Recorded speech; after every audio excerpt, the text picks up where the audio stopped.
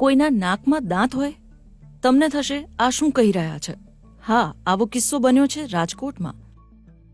એક દર્દી જ્યારે માથામાં દુખાવાને કારણે ડોક્ટર પાસે ગયા, ડોક્ટરે ચેક કર્યું ત્યારે ખ્યાલ આવ્યો કે તેમના નાકમાં એક દાંત છે.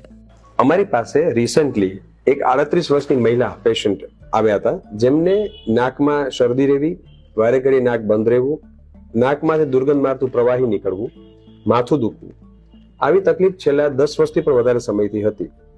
વારંવાર અનેક જગ્યાએ દવાઓ કરાવી પણ ફરક ન જણાતા તેઓએ અમારો અપ્રોચ કર્યો.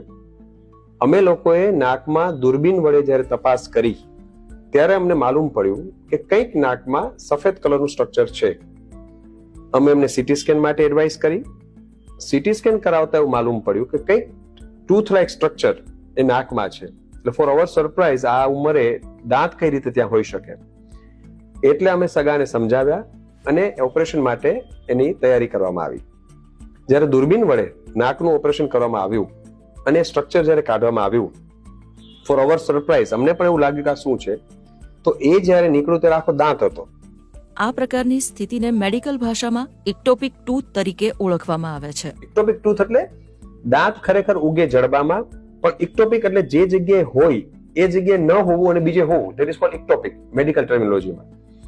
તો જ્યારે લિટરેચરમાં અમે જોયું ત્યારે વર્લ્ડ વાઇડ માત્ર 50 જ કેસ નોંધાણા છે આ ટાઈપના, કે જેમાં દાંત એનું કારણ જાણવામાં નથી મળતું એક્ઝેક્ટ, પણ એવું જાણવા મળે છે કે આ જન્મજાત હોઈ શકે, કન્જિનાઇટલ અથવા પછી ડેવલપમેન્ટલ અથવા જીનેટિક ફેક્ટર પણ હોઈ શકે. અને આટલા વર્ષોથી અંદર જે દાંત હતો અને અંદર કફ જામી ગયો હતો, એટલે દુર્ગંધ મારતું પ્રવાહી આવતું હતું અને એની આજુબાજુ પથ્થર જેવું ફોર્મેશન થઈ ગયું હતું. એને રાઇનોલિથ કહેવાય. લિથ એટલે પથ્થર, રાઇનો એટલે નાક. તો નાકમાં પથ્થર અને એના અંદર દાંત. એટલે આપ કલ્પના કરી શકો કે કેવો રેર કિસ્સો છે. અને બીજું કે દર્દી છેલ્લા 10-12 વર્ષથી માત્ર ને માત્ર આ રીતે દવાઓ કરતા, કદાચ એનાથી વધારે સમય, આ તો દર્દીની તકલીફ હતી, પણ કદાચ એનાથી વધારે સમયથી પણ આ હોઈ શકે. દર્દીના પતિનું કહેવું છે કે સર્જરી બાદ તેમને ઘણી રાહત છે. છેલ્લા 10 વર્ષથી અસહ્ય તકલીફ હતી માથાના દુખાવાની.